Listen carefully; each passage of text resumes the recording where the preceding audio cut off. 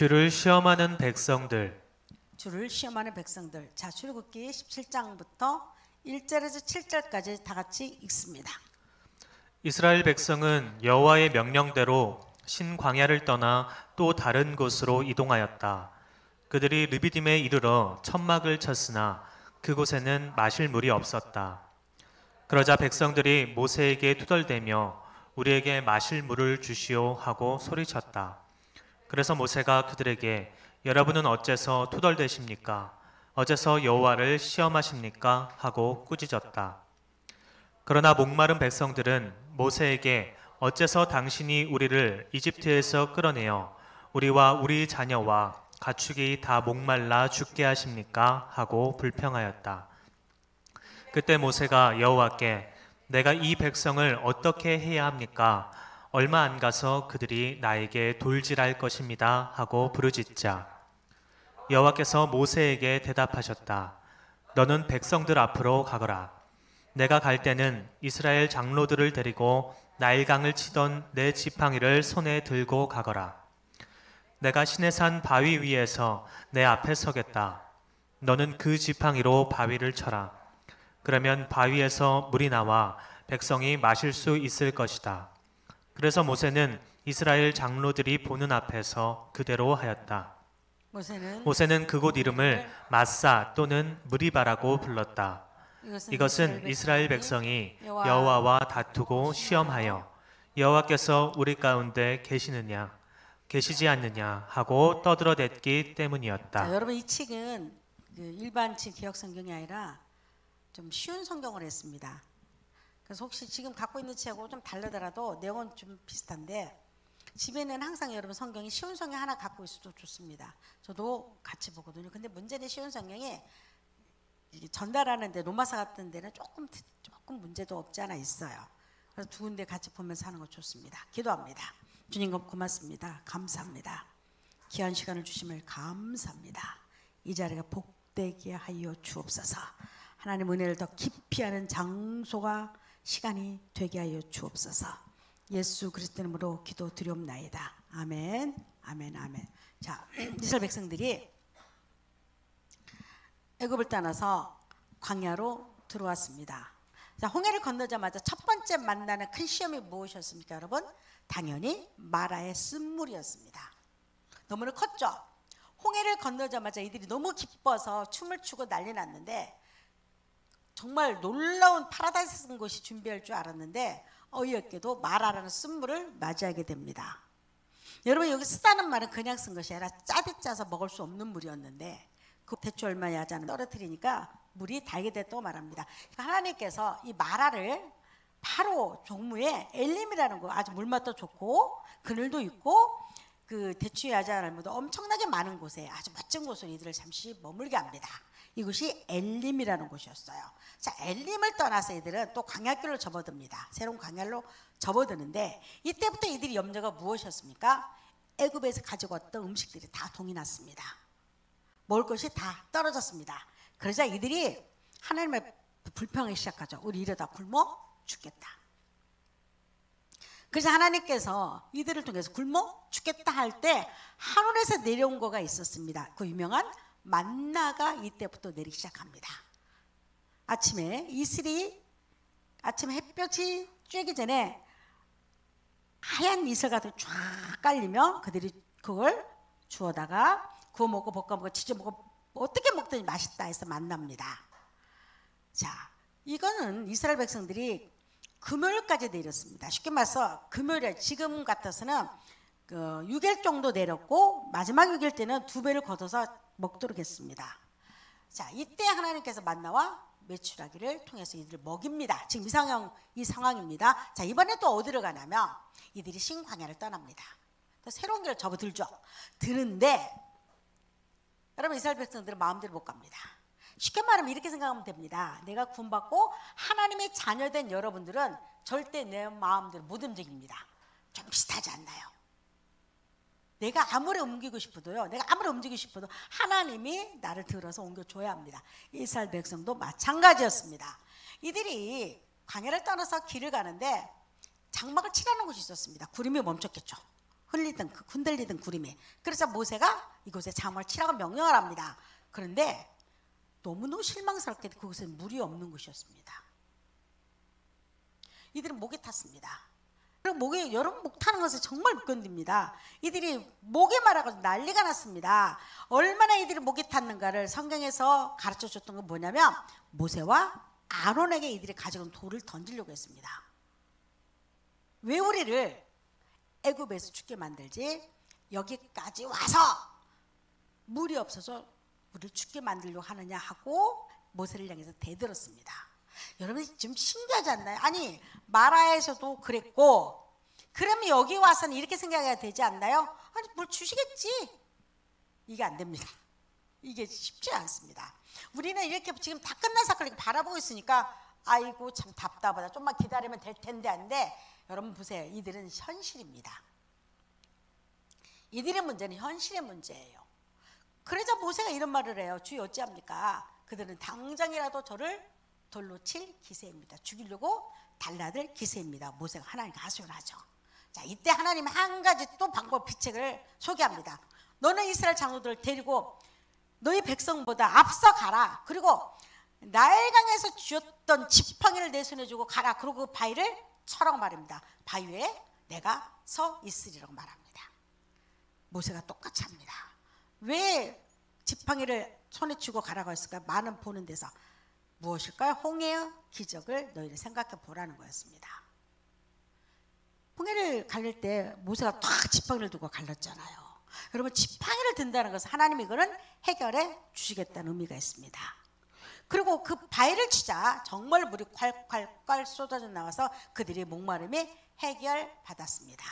그래서 성경에 보면 이거를 실제 민수기에 보면 이 똑같은 문제가 터져요. 저는 같은 문제인 줄 알았어요 처음에. 다시 성경을 연구하다 보니까 여기는 지금 그 광야로 접어든 지 얼마 안 된 사건이었어요. 민수기에서 또 한 번 이 물 사건이 나온 똑같은 사건이 터져요. 38년 동안 돌았는데도 여전히 변하지 않는 그들의 모습을 거기서 봅니다. 똑같은 사건이에요.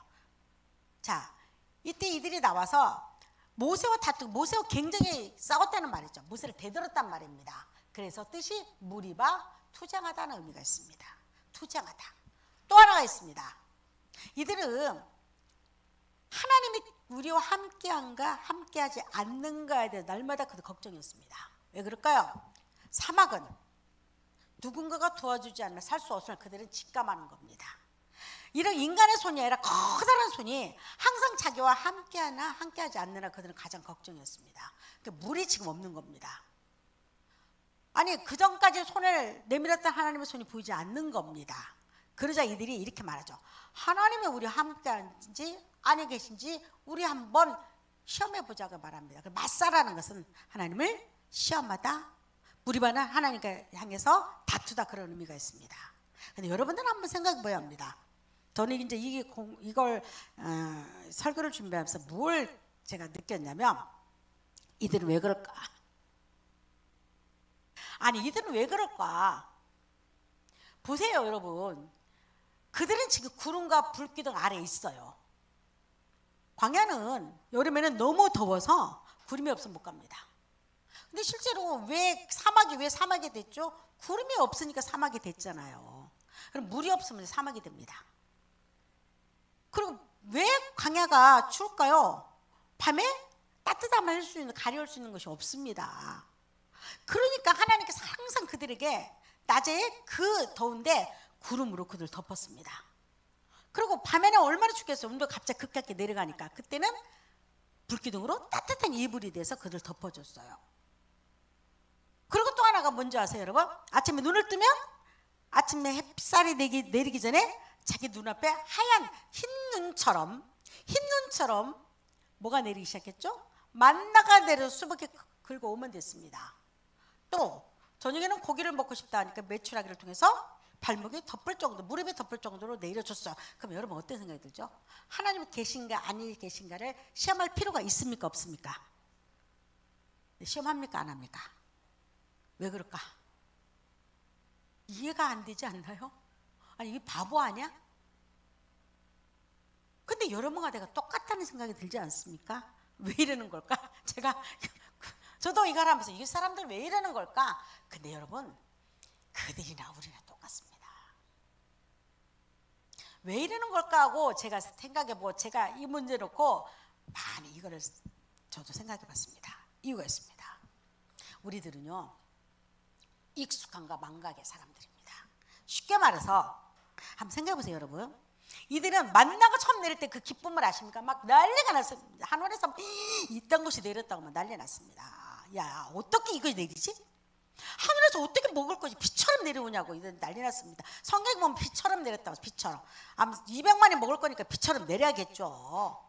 이들은 처음에 만난 애를 너무 좋아가지고 아마 막 그 맞는 사람도 있을 겁니다. 이거는 세상 이렇게 좋은 것이 어떻게 이렇게 좋은 것이 줄 수 있냐고 난리 났을 겁니다. 여러분, 메추라기가 와서 자기 발밑에 깔릴 때는 엄마 이런 세상에 어디 있을까 하고 좋아했을 겁니다.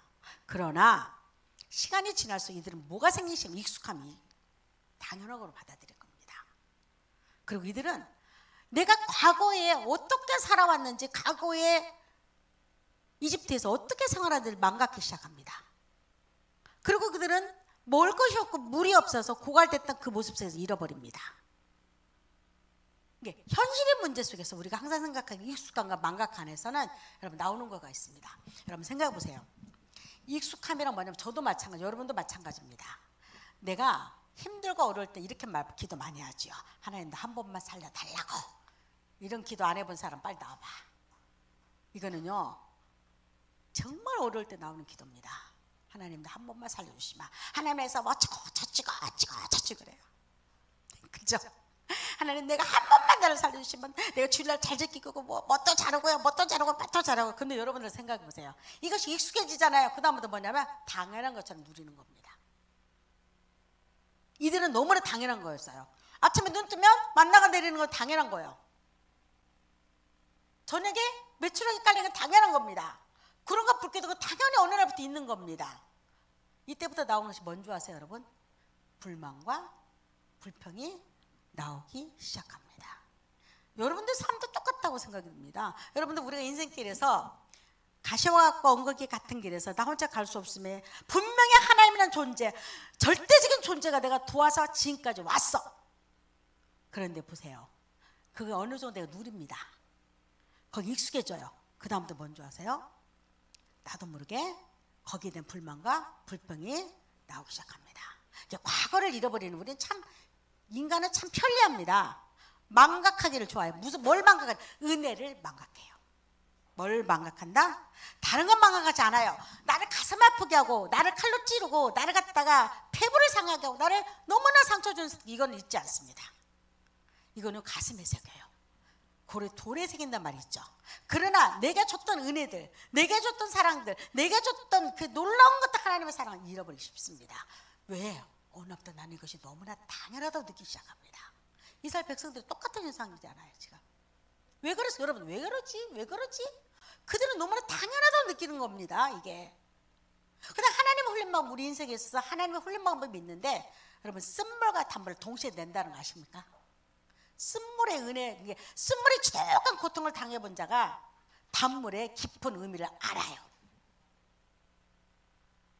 이거는 인생의 법칙입니다. 성경은 우리가 어떻게 하나님을 향해서 살아가고 이 땅에 어떻게 지혜롭게 살아갈 수 있는 것을 기가 막히게 보여주는 것도 성경이기도 합니다.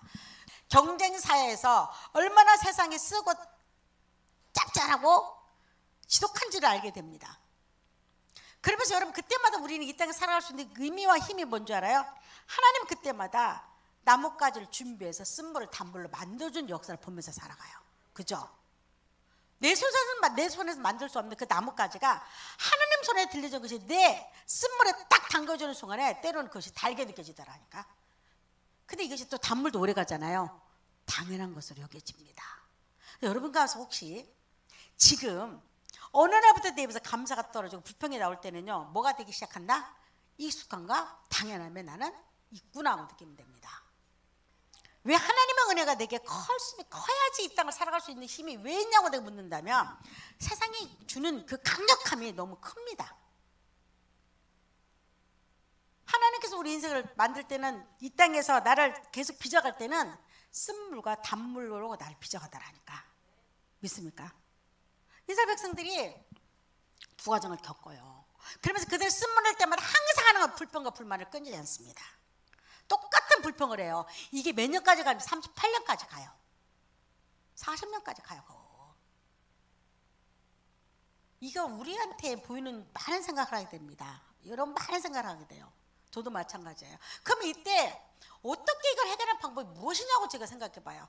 여러분 불평과 불만은 나도 모르게 나와요. 그러면 여러분 딱 생각을 결론을 내려야 합니다. 나는 지금 하나님 주시는 은혜를 당연하다 느끼고 이걸 갖다가 습관적으로 나는 누린다고 네가 마치 내가 하는 것처럼 생각하고 있거늘 여러분 깨달아야 합니다. 여러분 우리는 이 땅에 당연한 것이 한 개도 없어요. 한번 생각해 보세요. 내가 신발 신는 것도 당연한 겁니까? 아니에요. 누군가 희생했기 때문에 나는 그걸 돈 주고 사는 겁니다. 나한테 아침에 밥 차려주는 부인의 그것이 당연한 겁니까? 아니에요. 내 남편이 돈 벌어오는 거 당연한 겁니까? 여러분 아니에요. 세상 당연한 것이 뭐가 있습니까? 말해보세요 여러분. 뭐가 당연해요? 한 개도 없어요. 당연한 것이. 누군가가 희생하고 누군가가 노력하고 여러분 교회 깨끗한 거 누군가가 이 청소를 하기 때문에 교회가 깨끗한 겁니다. 화장실 깨끗해요? 누군가가 아무도 모르게 우렁각시처럼 청소를 하기 때문에 깨끗한 거예요. 여러분들 그때 생각해 볼까요? 나는 당연하다 느낄 때는요 더 좋은 것을 바라보면 불평과 불만 나옵니다. 왜 청소를 이따 할 것밖에 못해 이렇게 나옵니다. 그래 거기서 참 고맙고 감사하다. 내가 누리고 있는 내가 청소하지 않아도 집 깨끗함을 누리고 있고 내가 굳이 이 역에서 직접 일하지 않아도 내가 편리함을 느낀다면 분명한 것은 누군가가 뒤에서 나 대신에 우렁각시처럼 일해주겠다. 여러분 잊어서는 안 돼요. 우리가 신앙에는 가장 기본은 뭐냐면 가장 위험할 것은 당연하다 생각할 때가 그때 가장 위험한 것 같아요. 이스라엘 백성들은 당연하다 생각했거든. 내가 당연히 누리는 거다. 우리는 당연한 거 없어요. 하나님이 주시는 은혜가 넘치야 합니다. 보세요. 세상이 얼마나 강력하게 나를 갖다 유혹하는지 몰라요. 그래서 여러분 이 성경에 보면 물이 바다를 덮어야 한다고 말해요. 이 말이 여러분 갈수록 좀 이해가 됩니다. 나이가 먹을수록 물이 바다를 어떻게 덮어요? 거대한 바다를. 지구의 반절보다 더 큰 물들이 거대한 바다를 물이 덮는데요. 이해가 안 되잖아요. 덮어야 합니다. 어떻게 덮어야 할까요? 여기서 바다는 세상을 상징해요. 항상 바다가 잔잔할 때는요 너무 평화롭고 고요한데 바다가 한번 성을 내기 시작하면 그냥 거대한 배도 삼켜버립니다. 마치 과거의 평안한 얼굴을 싹 잊어버리게 만들어요. 너무 무서워서 감히 접근도 못합니다. 그게 그래서 바다 그러면 세상을 상징하잖아요. 왜냐면 언제 풍랑이 일어나서 잔잔했던 그 바다가 나를 삼킬 수가 있는 그곳이기 때문에 세상을 상징해요 바다가. 근데 물이 바다를 덮은 같이 하나님의 은혜가 너희를 덮어야 한대요. 이게 무슨 말이냐면 그렇게 풍랑이 일어나는 바다가요 여러분 세상에 이길 수 있는 힘이 절대 우리는 없습니다. 여러분 인정하는 겁니다. 쉽게 말해서 제가 나이 먹고 지혜로운 사람이 누구냐고 묻는다면 있는 그대로 인정하는 거예요. 쉽지 않아요. 내가 중독이면 중독을 인정할 때 새로운 길이 보이기 시작합니다. 부부도 마찬가지잖아요. 우리 부부관계에 문제가 있어 하고 인정이 돼야 부부가 새로운 모색을 합니다. 그러니 있는데도 굳이 없다 우기는 사람들이 많습니다. 여러분 그래요 원래. 자녀도 마찬가지예요. 내 자녀 키우는데 문제가 있어 하고 딱 나를 인정해야 합니다. 문제가 있을 때 이게 증상이 나타나잖아요. 근데 사람들은 증상을 인정하지 않으려 합니다. 다른 걸 덮으려고 합니다. 보통은 이것이 치료될 때의 가장 첫 번째 인정하는 거예요. 인정. 이건 문제가 있어 하고 봤을 때는 사람이 자기 자신을 좀 냉정하게 바라봐집니다. 그러면 우리는 뭘 인정하냐면 세상은 나보다 강해 하고 인정해야 합니다. 강합니다. 셉니다. 그리고 우리는 쉽게 세상을 이길 수 있는 힘이 우리 인간에게는 별로 없다는 겁니다. 없어요. 내가 봐서 나는 없다고 봐요. 100점 100패를 합니다. 그래서 여러분 세상에 많은 책들이 있잖아요. 뭐 승리하는 뭐 이기는 뭐 다 필요 없어요. 다 필요 없습니다. 어떻게 이길 수 있는 방법 딱 하나 있어요. 내가 세상에 그렇게 바다처럼 흉흉한 물이 침몰하고 나를 갖다 삼킨 바 된다 할지라도 내가 받은 은혜가 내가 받은 하나님의 은혜가 더 커버리잖아요. 그래서 삼킨 밭이에요. 이걸 경험해 보셨나요? 세상에 날 삼키려고 여러분 정말 나를 완전히 꿀업들로 굴복시킨다 할지라도 하나님의 강력한 은혜, 우리의 생각이, 우리의 영적인 것이 쉽게 변하지 않아요. 절대 쉽게 변하지 않아요. 찬송가 몇 개로 내가 구원받을 것 같으면 이 교회 와서 이렇게 앉을 필요가 없어요. 왜냐하면 우리의 구원은 세상에 거대한 바다를 이길 수 있는 힘이 있으니까. 여러분, 우리의 구원은, 여러분의 받았던 하나님의 은혜와 구원은, 감사는요, 세상에 그렇게 풍랑이 높게 뛰고 또 뛰어도요 덮을 수 있는 힘이 있더라니까. 이게 여러분 구원이에요. 구원이 뭐냐고 묻는다면, 내가 받은 구원이 무엇이라고 묻느냐면, 내가 그렇게 미쳐가지고 날뛰던 그 중독적인 것도 끊을 수 있는 것이 구원이에요. 아세요? 구원의 힘은 그래 놀라운 거예요. 그래서 구원의 힘은 놀라운 거예요. 그래서 물이 바다 덮음 같으면 정말 내가 구원받고 정말 은혜 받고 하나님의 사랑에 깊이 부음화된 사람은 이 말을 이해해요. 여러분, 이 물이 여러분의 있기를 원합니다. 그래서 세상이 그렇게 풍랑처럼 날 뛰놀고 그렇게 삼킨 바 된다 할지라도, 하나님은 늘 내가 가지지 않는 하나님의 능력이 내한테 임할 때 그것이 덮고 남음이 있어야 합니다. 이들이 하나님의 은혜 시간 속에 지내온 우리들이에요. 여러분, 하나님의 은혜 시간 지나왔습니까? 인정합니다. 저 여러분도 인정할 줄 믿어요. 하나님의 도움의 시간 속에 우리는 지나와요. 그죠? 여러분이면서 혹시라도, 저도 마찬가지예요. 어느 날부터 불평나고 어느 날부터 그러면, 내가 주제 파악을 못하고 있구나. 저는 항상 생각해요. 내가 주제 파악을 못하고 있구나. 내가 무엇이 나에게 불만이고 무엇이 나에게 이렇게 원망하고 무엇이 하나님께 이렇게 나를 하나님 시험하게 만들까. 여러분 입에서 불평과 불만 나오고 그 자체가 뭐냐면 하나님 시험하는 겁니다. 한번 가만히 생각해 보세요. 하나님 시험하는 거예요. 이스라엘 백성들이 똑같아요. 여러분은 그들을 갖다가 다른 사람을 생각하면 안 됩니다.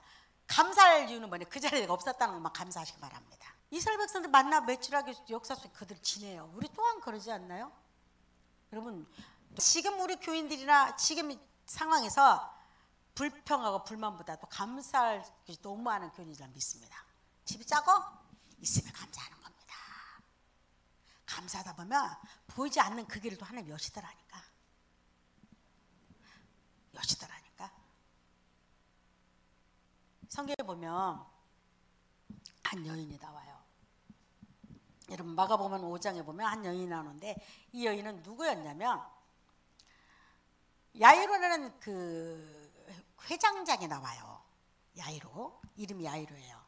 근데 여러분, 이스라엘 회당장은요 그 동네를 다 잡고 있죠. 공부를, 그 성경 그 율법을 논하고 같이 하나님께 예배를 드리는 자, 굉장히 위치가 높았던 사람인데 그만 딸이 죽을 병에 걸렸습니다. 그래서 이 나이든 야이로가 체면인 건 뭐 불구하고 예수님이 그 동네에 오니까 딸을 살려달라고 사정을 합니다. 그리고 제자들과 더불어 예수님을 자기 집으로 모시고 갑니다. 그러니까 동네 사람들이, 야이로가 회당장이 예수님을 따라가니까 동네가 전부 다 나왔습니다. 동네 사람들이. 그리고 많은 사람들이 예수님 뒤를 따라갑니다. 궁금하잖아요. 그 딸이 아픈 줄도 그는 다 알고 있었고, 죽을 병에 걸려서 곧 내일 모레 생사를 왔다 갔다 하니까 과연 예수님이 어떻게 하는지 궁금하니까 사람들이 회당장 집으로 다 몰려갑니다. 그런데 성경을 가다가 딱 한 번 멈춰요. 상황이 이제 긴박합니다. 이게 상당히 딱 멈춰요. 가다가 예수님이 딱 뒤를 돌아봐요. 그는 무슨 말을 하냐면, 누가 내 옷을 만졌다고 이야기합니다. 누가 내 옷을 만졌다고 말합니다. 그래서 제자들이 이렇게 말해요. 아니, 예수님, 이렇게 사람이 많이 밀치는데 누가 당신의 옷을 만졌다고 합니까? 그냥 우연히 스쳤겠죠? 예수님은 아니다, 누군가가 내 옷을 만졌다고 말합니다. 그러자 하인 여인이 와서 고백을 합니다. 바로 접니다. 그래요. 바로 내가 당신의 옷을 만졌습니다. 그래요. 근데 이것은 굉장히 큰 문제였어요. 왜냐하면 이스라엘 백성들 여기 혈루병은 뭐냐면 피를 계속 쏟는 겁니다. 하혈하는 거예요. 근데 이 하혈할 때는요, 부정타는 여인이라 남의 옷을 만졌다든가 다른 물건을 만졌어도 안 됩니다. 옷을 만지면 그 옷을 그대로 빨아야 합니다. 부정을 탔기 때문에. 그 여인은 평생 12년 동안 부정 타는 여인이었고 가까이 누군가 가지 않는 여인이었어요. 이 여인의 인생을 같아서는 여러분 얼마나 힘들고 고달픈 인생길이었다니까. 이 여인이 쓴물 같은 인생이 마라와 같은 인생이었죠. 그러니까 여인이 어느 날 예수님이 온다는 소식을 듣습니다. 감히 앞에까지는 못 나가요. 예수님 옷자락을 살짝 만져요. 뭘로 만졌을까? 믿음으로. 내가 옷자락을 만지면 당신 내가 닦겠습니다. 만져요. 수많은 사람들이 그 옷을 찢어갔지만은 그렇게 만진 사람 딱 승물에 사는 그 여인 하나였었어요. 이건 뭐냐면 하나님이 나를 단물로 만들어 주시기를 원합니다 뜻이죠.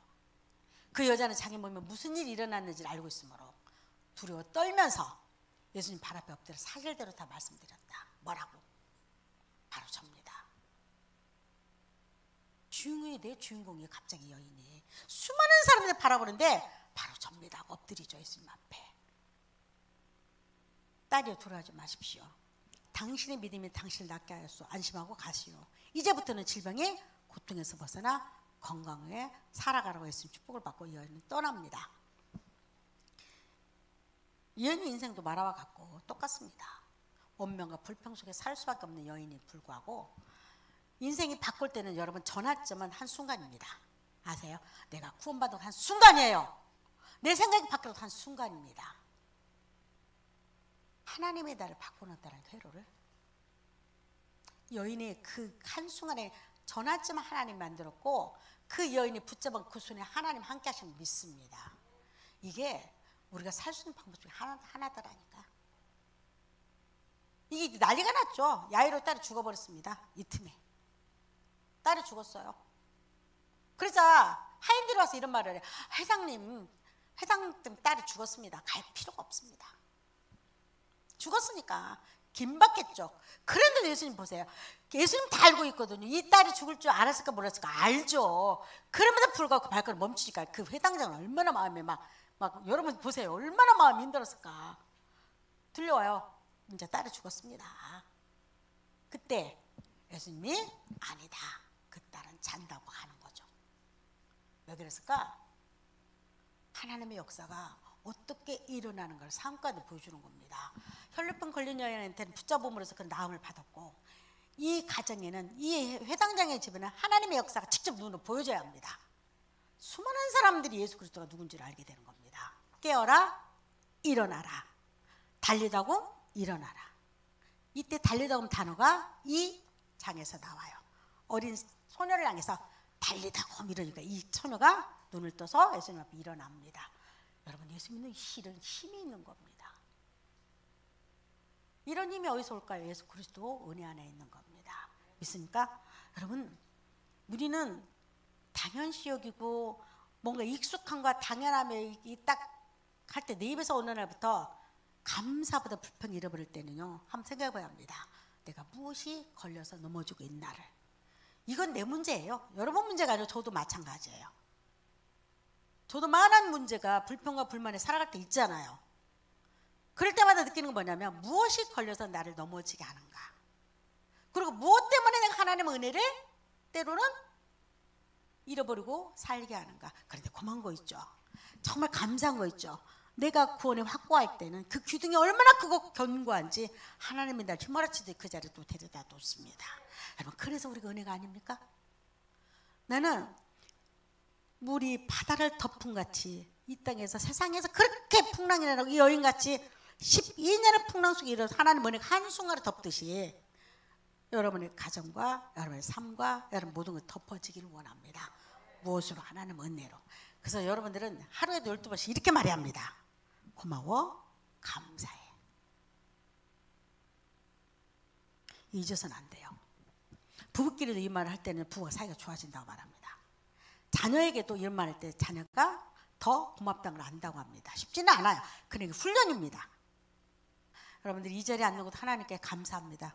왜냐하면 내 건강이 때문에 이 자리에 오는 겁니다. 하나님 은혜가 여러분을 이미 덮었듯이 하나님 은혜가 여러분을 이미 덮었듯이 더 큰 은혜가 난 여러분을 덮을 걸 확신합니다. 우리 꿈교대 오늘 나오지 못한 어디에 어느 선수 있든지 간에 그들에게 동일하게 하나님 은혜가 가득 덮어기를 축복합니다. 기도합니다.